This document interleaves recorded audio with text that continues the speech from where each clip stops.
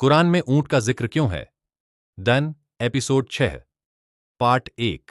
अस्सलामु अलैकुम वरहमतुल्लाहि वबरकातुहू। दोस्तों, क्या आपने कभी सोचा है कि अल्लाह ताला ने कुरान में ऊंट का जिक्र क्यों किया?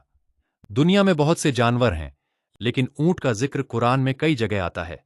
आखिर इस जानवर में ऐसी क्या खास बात है कि अल्लाह ताला ने इंसानों को इसकी तरफ गौर करने का हुक्म दिया? आज की वीडियो में हम जानेंगे कि कुरान में ऊंट का जिक्र कहाँ कहाँ आया है, हजरत सालेह अलैहिस्सलाम और उनकी कौम का क्या वाकया था, और इस घटना से हमें क्या सीख मिलती है। हजरत सालेह अलैहिस्सलाम को अल्लाह ने कौम ए समूद की तरफ नबी बनाकर भेजा।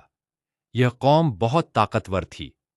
वे पहाड़ों को तराश कर बड़े बड़े घर बनाते थे और अपनी ताकत पर घमंड करते थे। हजरत सालेह अलैहिस्सलाम ने उन्हें समझाया कि सिर्फ एक अल्लाह की इबादत करो, शिर्क छोड़ दो और जुल्म से बचो। लेकिन उनकी कौम ने कहा, अगर आप सचमुच अल्लाह के रसूल हैं तो कोई निशानी दिखाइए। अल्लाह ताला ने उनकी मांग पर एक बहुत बड़ा मौजिज़ा दिखाया। अल्लाह के हुक्म से चट्टान में से एक ऊंटनी निकली। ये कोई साधारण ऊंटनी नहीं थी, बल्कि अल्लाह की तरफ से एक निशानी थी। हजरत सालेह अलैहिस्सलाम ने अपनी कौम से कहा, यह अल्लाह की ऊंटनी है, इसे तकलीफ मत देना। इसे अल्लाह की जमीन में चरने दो और इसके लिए पानी पीने का एक तय दिन है। यह उनकी आज्ञाकारिता की परीक्षा थी। अगर वे अल्लाह के हुक्म का सम्मान करते तो उनके लिए भलाई थी, लेकिन घमंड और नाफरमानी ने उन्हें सच्चाई से दूर कर दिया। कुछ लोगों ने मिलकर उस ऊंटनी को नुकसान पहुंचाने की साजिश बनाई। उन्होंने अल्लाह के नबी की बात नहीं मानी और उस ऊंटनी को मार डाला। यह सिर्फ एक जानवर को नुकसान पहुंचाना नहीं था, बल्कि अल्लाह की खुली निशानी का इनकार था। इसके बाद हजरत सालेह अलैहिस्सलाम ने उन्हें तौबा की दावत दी और चेतावनी दी कि अगर वे अपने गुनाह से बाज नहीं आए तो अल्लाह का अजाब आएगा। हजरत सालेह अलैहिस्सलाम ने अपनी कौम को आखिरी बार समझाया कि अभी भी तौबा का दरवाजा खुला है। अगर वे अपने गुनाह पर शर्मिंदा होकर अल्लाह की तरफ लौट आए तो अल्लाह ताला बहुत रहम करने वाला है। लेकिन कौम ए समूद ने न तो तौबा की और न ही अपने गुनाह से बाज आए। आखिरकार अल्लाह का वादा पूरा हुआ। कुरान बताता है कि उन पर अल्लाह का अजाब आया। एक जोरदार चीख और भयानक झलझले ने उन्हें आ घेरा। जो लोग घमंड में डूबे हुए थे, वे अपने ही घरों में बेबस होकर रह गए।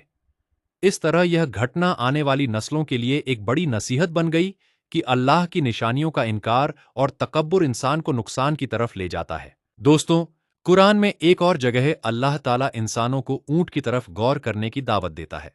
क्या वे ऊंट को नहीं देखते कि उसे कैसे पैदा किया गया? इस आयत का मकसद यह है कि इंसान अल्लाह की बनाई हुई मखलूकों में उसकी कुदरत और हिकमत पर विचार करे। ऊंट रेगिस्तान की कठिन जिंदगी के लिए बनाया गया एक अद्भुत जानवर है। वह कई दिनों तक बिना पानी के रह सकता है, भारी बोझ उठा सकता है और गर्म मौसम में भी सफर कर सकता है। यह सब अल्लाह की बनाई हुई व्यवस्था की निशानी है। इस पूरे वाकये से हमें कई अहम सीख मिलती हैं। पहली सीख, अल्लाह की निशानियों का सम्मान करना चाहिए और उनका मजाक नहीं उड़ाना चाहिए। दूसरी सीख, घमंड इंसान को सच्चाई से दूर कर देता है।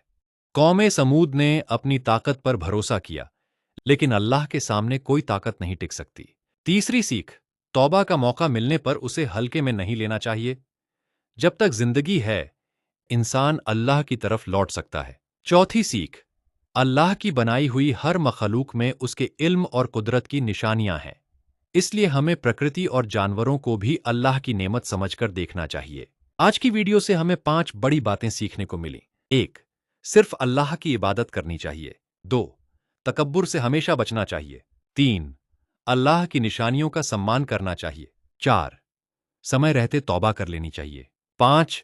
अल्लाह की हर मखलूक में उसकी कुदरत की निशानियां मौजूद हैं। अगर आपको यह वीडियो पसंद आई हो तो इसे अपने दोस्तों और परिवार के साथ जरूर शेयर करें, ताकि ज्यादा से ज्यादा लोग कुरान की इन खूबसूरत बातों को जान सकें। इंशाअल्लाह अगली वीडियो में हम कुरान में गाय का जिक्र क्यों किया गया है और उसके पीछे छिपी हुई अहम सीखों के बारे में जानेंगे। अस्सलामु अलैकुम वरहमतुल्लाहि वबरकातुहू।